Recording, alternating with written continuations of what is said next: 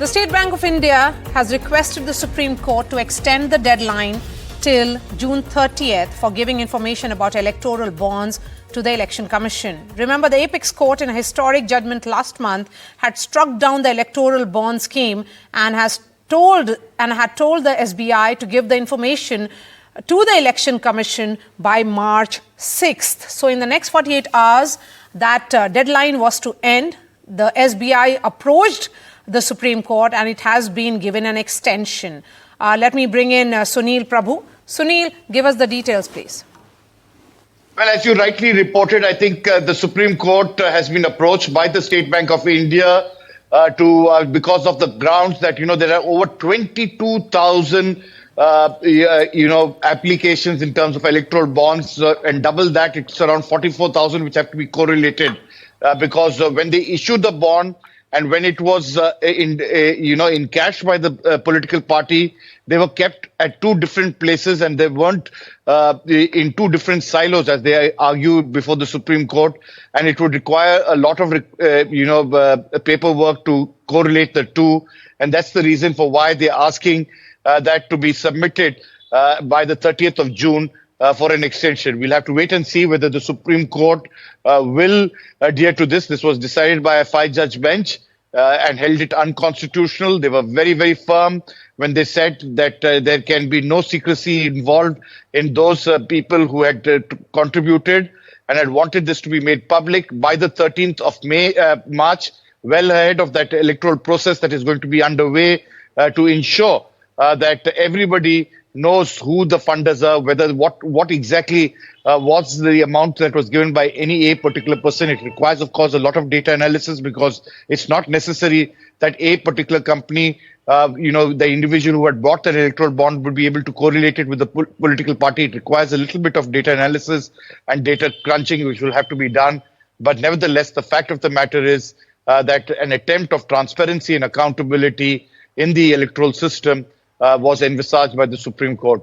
Whether they will indulge the State Bank of India is anybody's guess, but definitely a petition has been filed and we'll have to wait and see what exactly happens. All right, Sunil, I appreciate your time. Shifting focus to another story now. The BJP today launched the Modi Ka Parivar campaign to counter RJD patriarch Lalu Yadav's personal attack, in which the veteran leader had said that Prime Minister Modi has no family. Remember, such personal attacks in the past against the Prime Minister had always backfired. What will happen this time around? Here's a report. मेरा जीवन खुली किताब जैसा है। मेरी पल पल की खबर देश रखता है। 140 करोड़ देशवासी, यही मेरा परिवार है। ये नौजवान मोदी का परिवार है। A fresh BJP campaign for the Lok Sabha polls minutes after PM Modi's speech in Adilabad in Telangana. Top party leaders, union ministers, chief ministers of BJP ruled states added Modi ka parivar to their social media handles. आजकल परिवारवाद पर हमला कर रहा है। A day after RJD chief Lalu Yadav's attack against the PM on his dynastic politics charge against opposition parties, Lalu was addressing an INDIA opposition bloc rally in Patna. ये नरेंद्र मोदी आजकल परिवारवाद पर हमला कर रहे हैं। अरे भाई, तुम बताओ ना कि तुमको क्यों परिवार में कोई संतान नहीं तुमको हुआ, बताओ। तुम्हारे पास परिवार नहीं है।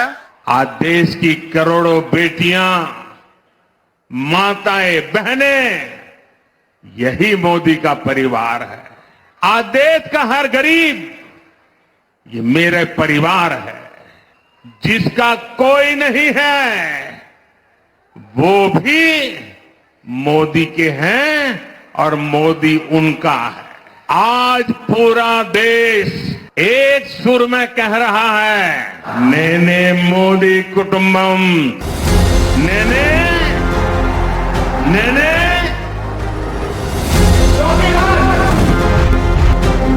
आप आश्वस्त रहिए, आपका ये चौकीदार पूरी तरह से चौकन्ना है। The Modi Ka Parivar campaign is on the lines of Main Bhi Chaukidar drive ahead of the 2019 general election. BJP leaders had then added Main Bhi Chaukidar to their social media handles to counter Congress leader Rahul Gandhi's Chaukidar Chor Hai jibe at the Prime Minister. Multiple times in the past, we have seen personal attacks on the Prime Minister are politically weaponized by the BJP, and it has yielded political dividend as well. So, in 2014, if it was Manishankar Iyer's Chaiwala comment, in 2019, it was Rahul Gandhi's Chaukidar Chor Hai comment, and in 2024, it could prove to be Lalu Yadav's Parivar comment. With inputs from Adilabad, camera person Nagraju, Uma Sudhir, NDTV. And staying with Prime Minister Modi, before the poll date is to be announced, he began a whirlwind tour of 12 states and union territories where he will be covering in the next 10 days. He was in Telangana and Tamil Nadu earlier today. This is Prime Minister Modi's fourth trip to Tamil Nadu since January. The Prime Minister, in fact, inaugurated and laid foundation stone of multiple development projects. Let's listen in to what he said at a rally in Kalpakka earlier today. DMK सरकार ने चेन्नई के लोगों की जरूरतों से, आपके सपनों से मुंह फेर रखा है। अभी कुछ समय पहले इतना बड़ा साइक्लोन आया, चेन्नई के लोगों को इतनी परेशानी हुई, लेकिन डीएमके सरकार ने मदद करने की जगह लोगों की मुश्किलों को और ज्यादा बढ़ाने का काम किया. And Sam Daniel is joining us live. Sam, you were present. In fact, we'll be going to Sam in just a bit because there is another story that is developing from Tamil Nadu. The Supreme Court today, in fact, slammed Tamil Nadu Minister Udayanidhi Stalin over his controversial statement advocating the eradication of Sanatan Dharma. A bench consisting of Justices Sanjeev Khanna and Dipankar Datta questioned the minister's decision to approach the top court after making inflammatory remarks, stating that as a minister, he should be well aware of the consequences of his words. Udayanidhi, remember, had made the controversial statement during a conference in September 2023. And he had said that Sanatan Dharma is against social justice and equality and should be eradicated. Sam Daniel is joining us live. Sam, questions being raised and some tough questions being asked by the Apex Court to Udayanidhi Stalin. Do you think this has a potential of becoming an election talking point in the next few weeks? Maria, not really in Tamil Nadu, because for several decades Tamil Nadu politicians and political parties have been using this issue very aggressively, and it has helped them to reap political dividends, because unlike other northern states, in Tamil Nadu the issue of Sanatan Dharma is being seen something that's against social justice, that for ages has discriminated against oppressed communities, denying them education and other benefits. And this actually in a sense strikes a chord with the masses. And even in the Madras High Court, the ruling DMK, particularly the minister Udayanidhi, had explained how it's being seen differently in Tamil Nadu and not the way of life for Hindus as it's being seen in northern part of India. While for the BJP and National Party this could be an issue which could strike a chord across the country, in Tamil Nadu it may not so really, and we'll have to wait and watch how the court will rule in this particular case ultimately after the critical remarks today, for which Udayanidhi's lawyer said yes, he had made these comments knowing the consequences well and is ready to face trial. What is going to be his legal strategy, Sam? Quick 30 seconds on that. At the moment we do not know, but we understand the ruling DMK is trying to get all the past records in Tamil Nadu in particular, how this issue has been part of the political narrative in Tamil Nadu, particularly references by the architect of Indian Constitution, Ambedkar, and other such leaders. They're not revealing much, but this is what we understand. They're trying to build a strong case to explain how there was no evil intent in that sense to target the Hindu religion, but only it was confined to the aspect of caste-based discrimination and how Sanatan Dharma is against social justice. Maria. All right, Sam, thank you so much. And in a landmark judgment, the Supreme Court today ruled that members of parliament, that is MPs and members of legislative assemblies, MLAs, cannot claim any immunity from prosecution for accepting bribes to cast a vote or make a speech in the House in a particular fashion. Listen in.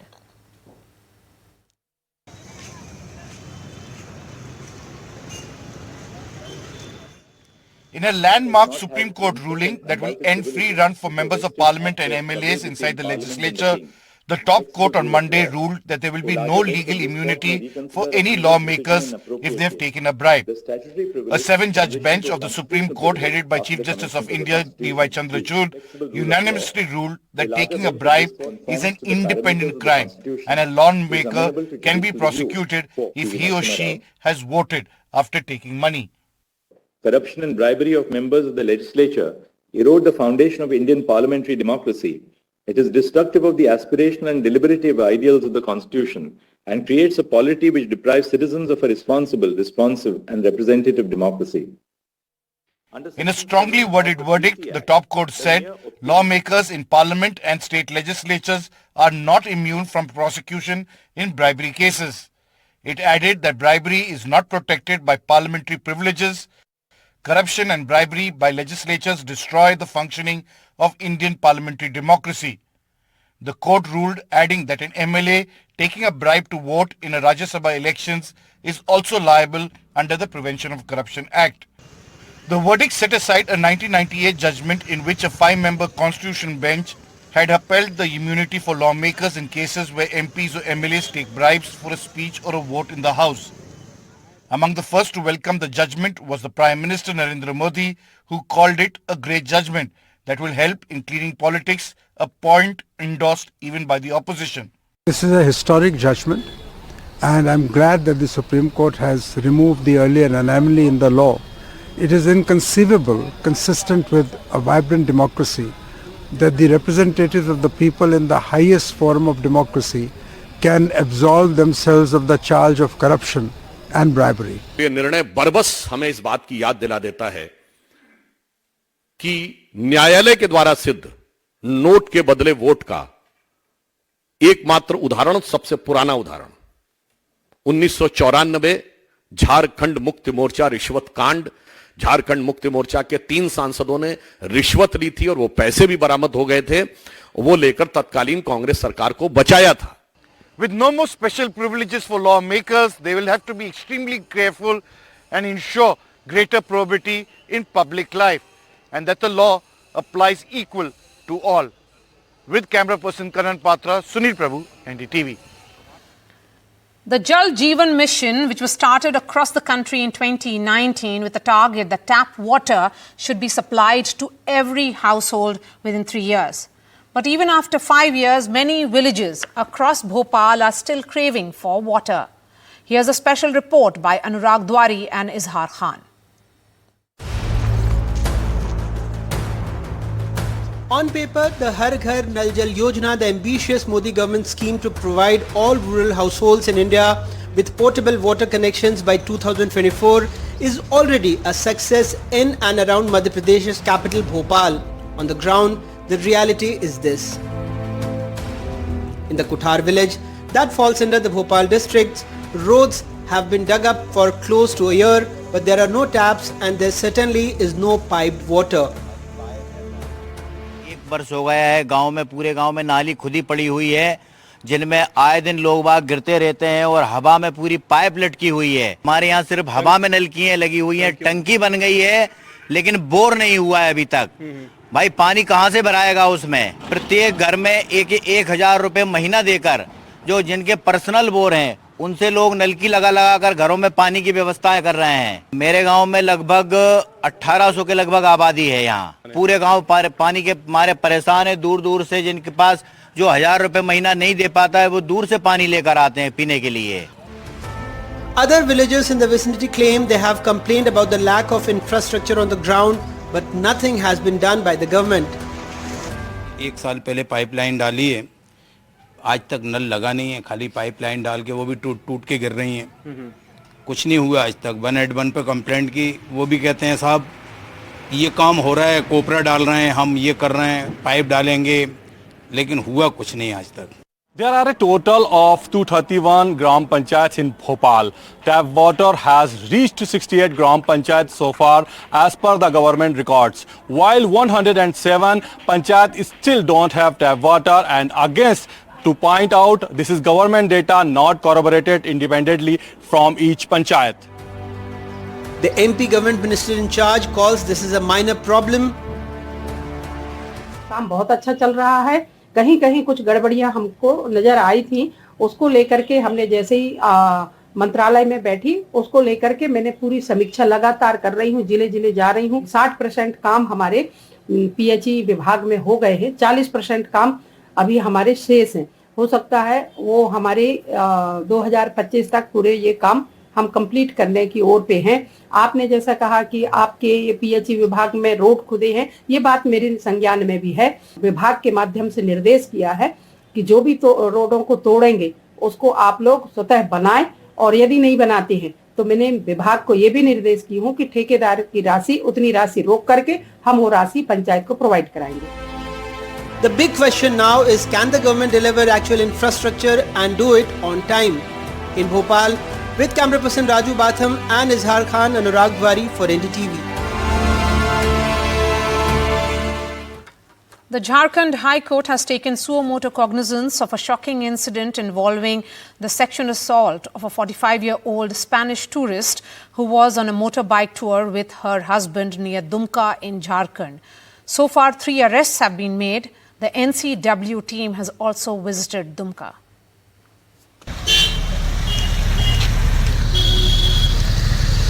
This is the spot in Jharkhand's Dumka district, about 300 kilometers from state capital Ranchi, where a Spanish woman on tour to India was gang raped by 7 men on Friday night.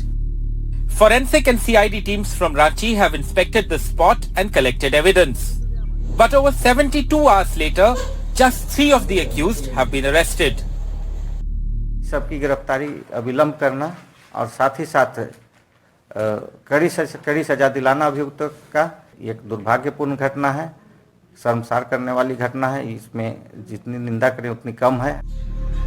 The Jharkhand police say the woman and her husband were travelling from Nepal to West Bengal and were resting in a tent in a deserted area. 7 men passing through the area assaulted the couple and gang raped the 28-year-old woman. The opposition BJP has slammed the ruling government, calling the incident an utter failure of law and order in the state. अगर कोई विदेशी जो इस प्रकार से घूम रहे हैं और उनके साथ इस प्रकार के हादसा होगा तो बताओ झारखंड कौन आएगा। ऐसे जिन लोगों ने भी कृत्य किया है उन लोगों को ऐसी सजा मिले कि आने वाला कोई दूसरे लोग फिर किसी माँ बहनों के ऊपर हाथ उठाने की कोई हिम्मत नहीं कर सके। ऐसा कोई भी हादसा होता है उस पे सरकार को कड़ा से कड़ा कार्रवाई करना चाहिए, चाहे वो कोई भी सरकार हो। इस पे राजनीति बिल्कुल नहीं होनी चाहिए, चाहे कोई भी पार्टी हो। इस पे बिल्कुल कार्रवाई होगा और हमारी सरकार ये कार्रवाई करेगी। A team of the National Commission for Women also visited the spot, terming the incident unfortunate and blaming the state government for what it called is the breakdown of law and order in the state. With Harivansh Sharma in Ranchi, Bureau Report, NDTV. A veterinary student in Kerala's Wayanad died of suicide after reportedly being assaulted and stripped over suspicion of misbehavior. The student parents alleged SFI members beat up their son. The accused allegedly conducted a public trial on campus before assaulting the 22-year-old student. 18 people have been arrested so far. Governor Arif Mohammed Khan has suspended the Vice-Chancellor of the university. Kerala Governor Arif Mohammed Khan visited the Thiruvananthapuram home of Siddharth, a veterinary student who died by suicide on February 18. The 20-year-old was reportedly tortured and humiliated by some students at his college in Wayanad over an interaction with a female student on Valentine's Day. The governor suspended the Vice-Chancellor of Kerala Veterinary and Animal Sciences University for alleged gross dereliction of duty that led to Siddharth's death. After someone said this is suicide, this is the murder. well-planned murder. Sure, 100% this is SFI doing, because not only SFI workers, the SFI leaders. Student organizations affiliated to both the BJP and the Congress are targeting the left-affiliated Students' Federation of India, alleging that they were running a kangaroo court on the college campus. It's a brutal and cruel murder done by the SFI criminals in the campus. Across the state, all these SFI criminals are doing the same thing. They have a blessing from the side of the Chief Minister of Kerala. The governor has now ordered a judicial probe by a retired or sitting judge of the High Court or Supreme Court. With inputs from Thiruvananthapuram, Uma Sudhir, NDTV. And Moody's Investors Service has revised the growth forecast for India's gross domestic product for 2024 from 6.8%. In fact, it has gone up to 6.8% from earlier 6.1%, citing stronger than expected data in 2023. Sakshi has the details. Global rating agency Moody's has raised India's 2024 growth forecast to 6.8% versus 6.1% earlier. Now Moody's cites stronger than expected economic data in 2023, upbeat capital spending by the government, strong manufacturing, and all of these factors that they believe have contributed to robust growth going forward. They also feel that fading global economic headwinds will ensure India remains the fastest growing nation among G20 economies. They also expect policy continuity after India's general elections and continued focus on infrastructure development going forward. Now remember, India's GDP growth has been in the October to December quarter in 2023 has grown at 8.4%, beating all expectations. And finally, a story of coastal conservation from Tamil Nadu's Dhanushkodi. 10 olive ridley turtles have been rescued and released into the sea by local fishermen. The local radio has shared a guide on how to safely handle turtles and release them as well. The Forest Department, in collaboration with volunteers and fishermen, has ensured conservation of second smallest turtle species. I'm leaving you with these visuals. Thanks so much for watching.